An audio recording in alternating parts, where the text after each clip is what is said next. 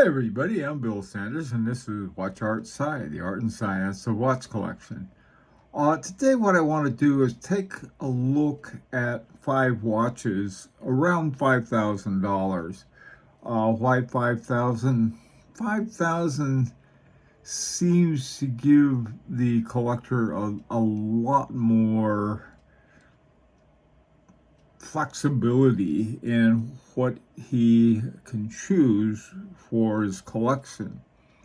And you're getting into, I think you get into some better horology for one thing, and I think there's some more interesting watches. 10,000, of course, you can go on up to the moon on the prices, but I think 5,000 seemed to be like a good one where more people could afford it. But it's certainly not, these are not bargain basement. They're a little different than that. So let's take a look at these. The first one is one that seems to be ignored by a lot of people, and this is the Zenith Elite. The Elite Classic is the kind of thing that would be an everyday office watch. It could be a more formal dress watch. And now the MSRP is $6,000 on this for a brand new one. The offer, the best deal I found, brand new, was $4,250 at a place called Watch Max. And the caliber is called the Elite. It doesn't have a number, just the name of the caliber is sort of like El Primero is called El Primero. This is called Elite. It's 4 hertz automatic. It's got a pretty good reserve, 50 hours, so you got a good 2 days in there, and then before you have to wind it up again, or at least really keep moving. Now, the second one, was a lot more problematic for me. There were 2 things I liked and some things I wasn't crazy about. But I think Omega, I for a long time I've always liked the Omega Seamaster for a lot of reasons. I especially like the chronometer kind of level of quality of the movement in it. I've liked they're under it's 3.5 hertz, which is under 4 hertz, and the coaxial escapement. I mean, really it's a very classic kind of watch. And the only problem I have with it, and I wish this is Swatch sticking in the silicone hairsprings, but it's not terrible. The caliber 8900 is based on an Omega 8500. This watch, this Seamaster Aquaterra, I like a lot. It's just a nice, clean watch. It's got the hour indexes, and then around the outer side, it has the minutes. Nice one. Now this one, MSRP is $5,900.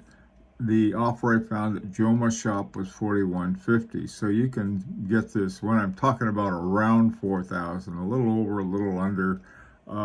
This one is one I like a lot. Now the other one I like a whole lot too, except for 2 things. I'm not crazy about black dials. Nothing. It has to do with my own eyesight. I have a number of watches with black dials, but I found that they're a little harder to read for me. I'm going to show you a black dial I happen to have in a second, but and then I don't like chronographs. They're just the dials are too busy. But this one, I like the Speedmaster Moonwatch Professional Chronograph 5350. It comes in this special box about going to the moon. The caliber is the 1861, which is based on the Lemania 1873. 3 hertz, like that. Hand wound, I like that. So either these 2, I think, either one of them would be a really good choice. For someone like myself, probably a more what I'll call practical would be the Seamaster Aquaterra. Just a nice watch to have, an everyday kind of watch. and for a variety of different situations. Moonwatch, on the other hand, it's just sort of a cool watch to have. Now, this next one, the Harboring 2 Felix, is one I've liked for a long time. And I mentioned that I have one, and it does have the black dial, but this one's pretty good. The contrast here, you can look at a glance and get the time. I mean, it doesn't have numbers except at 12 o'clock, and the rest are indexes, and then it's got the small seconds over at 9 o'clock. And the thing about black dials, they tend to be, I always associate them with being a little more formal. So you could probably get away with a more formal occasion with the black version. The white version, the white dial version, I like a lot, and I think they also have one now in like a butterscotch color, really, the salmon colored dial. They have that too. The size is 38.5 millimeters. I like the size. And you flip it over on the back and you can see the movement there. They don't give you that much. I mean, they have these pretty big plates there, but you get a pretty good idea. Now, this is called the Caliber A11B. A is for Austria, 11 is for 2011 when they developed it, and B is for basic. This is their basic sort of movement that they have. And it's Harboring, it's the business is run by Richard and Maria Harboring. Now, Richard Harboring used to work at IWC, and he helped develop a Doppel that they were trying to figure out. And he has one, in fact, there is a Doppel on the Harboring 2 has a Doppel. And so this was one of the things about it. Watches. I like watches with watchmakers that you can identify. Some really excellent companies like H. Moser, I like those a great deal too, even though I don't know who the watchmaker is. But one that's a very affordable one, won a bunch of awards. I think they've won a total of 4 Grand Prix awards for 5,500. These are brand new prices, by the way. What I've shown so far are all brand new. Nice ones. Now, a German watch that seems to have, ever since the German reunification, Dorne Bluth and probably say it wrong, Unsunde, they have this caliber 99.1. And some years ago, when I first discovered this, they were sort of beginning to work themselves up. This was back, 2014, 2015, right in that time era in there.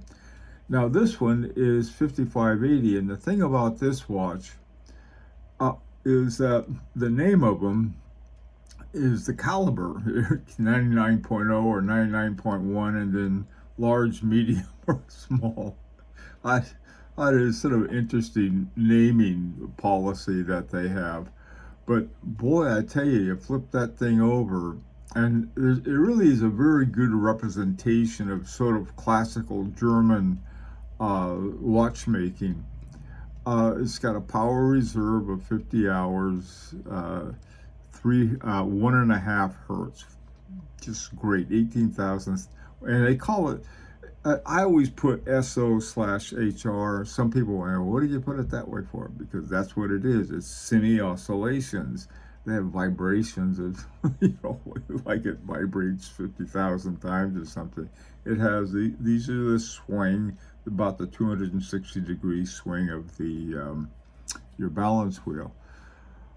Rose gold plated 3/4 plate with yellow gold hand engraving of manufacturing name and serial number. I have on my Langenheim, it has a similar kind of thing, except it's with a special kind of frosting on it, but it's similar to that. Nice big balance wheel with the balance weights on it that can be further adjusted, plus a swan's neck regulator for also fine adjustments. This is a neat watch, I think. Now, the last one here is, this is a Roger Dedieu. Roger Dedieu, most of his watches have a Geneva seal. And here's another one, and it's got its Geneva seal on it. This is called a sympathy. But the sympathy models are, they have such a wide range that they look nothing like this. And this has an RD14, which is, this movement is just great, just beautiful movement. It does have the Geneva seal, like I mentioned. Now this one I found, it has a movement called an RD830. And I was looking at it, it's an automatic movement, and it's an amazing, really amazing movement. Now it's amazing in the workmanship and the craftsmanship and everything that goes into it. 4 hertz, 28,800 semi-oscillations per hour, 48 hour reserve. These watches are, I think they're going to disappear, and it's sort of like missing one of the great watchmakers. I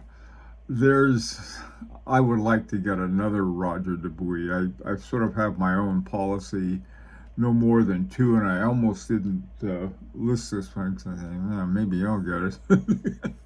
Anyhow, there's some other ones. If you take a look at Chrono 24 and also the usual places, looking for a Roger Dedieu Excalibur. The Excalibur model, or even the Easy Diver, this version of the Sympathy, you can find some right around $5,000, and to me, they're having like a classic movement.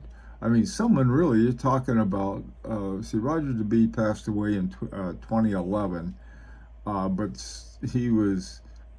he had done some incredible stuff. He and Jean-Marc Viderec used to work together for Harry Winston. Roger Dedieu developed a perpetual calendar. It's just, anyway. This is from a period this was before it was bought by someone. I don't know who the current owner is, but they're in turn are owned by the Richemont Foundation. But man, you're really getting a heck of a watch. Now, these are used prices, by the way. I found some with that same movement, and they started at $41,000, which is like, holy smoke. So look at some of these. I think you can really find some good buys. Now, of all of the ones we've looked at so far, my choice would be this one. I like the other ones, and in fact, I have really at least one of them. But this one by far would be the kind of watch I'd want in my collection. Take a look at some of these, and I think you'll find. Don't buy this one until I make up my mind about it, though. Okay. Anyway, if you have any comments on this, I really would like to hear them on these 5 watches. Other ones you'd say, wait a minute, for $5,000 I can get X, Y, and Z. At one time, I would have included sort of the entry-level Rolex, but those things they've gone up. I think I've always liked the Air King, and I know nobody else does, so I didn't even bother. But this level of watch, I think you can get a really good watch at this price in that range. Okay, comments, please. It's an opportunity to subscribe if you like. And until next time, this is Bill Sanders with Watch Art Sci, the art and science of watch collection.